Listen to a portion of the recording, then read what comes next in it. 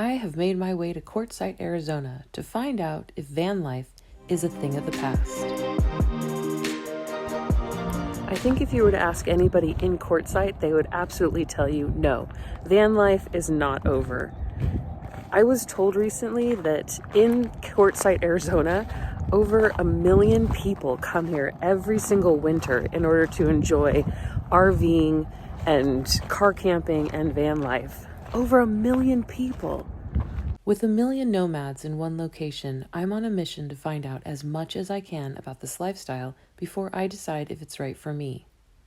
I am headed to the Rubber Tramp Rendezvous, also known as the RTR, a nomad gathering put on by the Home on Wheels Alliance. This annual event is free and so informational. While I was at the RTR event, I learned so much valuable information I can't possibly put it all into one video. So today I'm going to talk about the rig.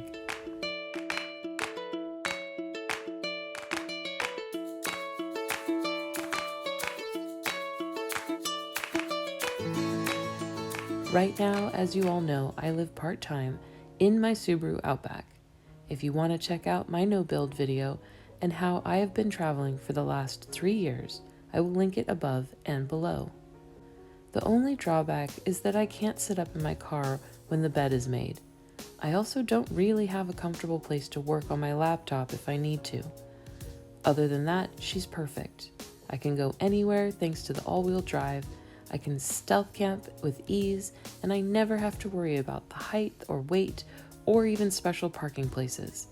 Oh, and the gas mileage is unbelievable.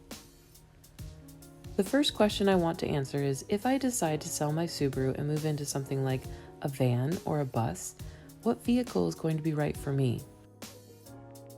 I decided to answer this question by touring other people's living spaces. After being inside several different types of rigs, I was so impressed by how the people I met problem solved in such tiny spaces. The creativity was mind-blowing. Before coming to Quartzsite, I was specifically looking at tiny vans like Ford Transit Connects or the Ram RV200. As fate would have it, Bunny from the YouTube channel Bunny Plays Here and Riley from the YouTube channel Riley Does Life were in town and hosting a meet and greet. Riley lives in her Subaru Outback and Bunny lives in a Ram RV200. I spent a couple of hours talking to them about the pros and cons of their home on wheels, and I have made a decision, y'all. I am sticking with my Subaru Outback. Instead of the no build I currently have, I'm going to take the plunge and actually build out the back of my car, creating a more livable space for a full-time nomadic lifestyle. I committed to this idea after seeing Riley's living room. Y'all, she removed her front seat, creating such an open space. I was just speechless. When sitting in the back seat, you feel like you're in a lounge instead of in the back of a cramped car.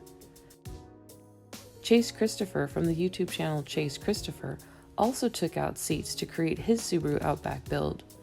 By removing the back seats, he created an incredible living space with storage and an office area. This got me thinking. By removing the seats, it might be possible to drop the sleeping platform down about 2 inches, which is all I need to be able to sit up straight in the bed. And if I follow Chase Christopher's design idea, I can add a comfortable workspace.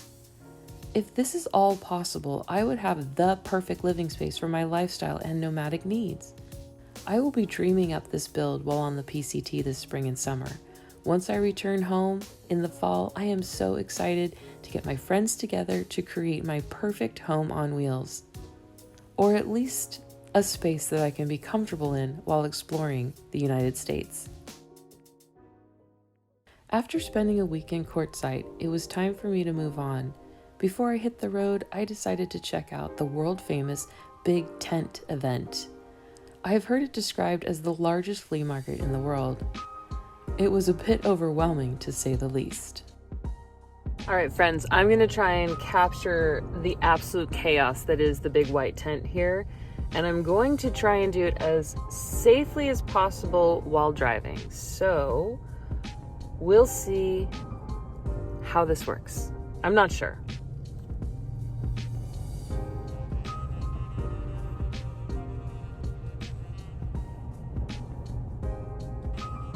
there's a lot of traffic. There's a lot of really angry, aggressive people that are trying to go shopping. I'm pretty much convinced that you could come to Quartzsite with an empty van and have the entire thing built. I also think that if you wanted to just buy a new RV, you could probably just hitch a ride into Quartzsite and buy everything that you need to just start the RV life.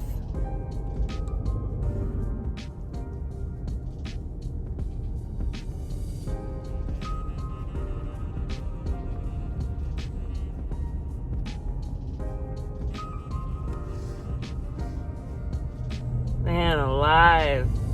All right, there it was. The big white tent. We made it. We made it without incident. And now it's time to go home. I have had so much fun at Quartzsite. It is definitely a quirky little town. No pun intended. No, that wasn't a pun. Anyway, it was a very interesting little town. I really enjoyed myself. I enjoyed the RTR, and I will definitely make an effort to be back here next year, hopefully to meet up with some of the friends that I made and be able to explore a little more. We'll save the big white tent for next year, something to look forward to. All right, friends, have a great day. Thank you so much for joining me, and happy travels.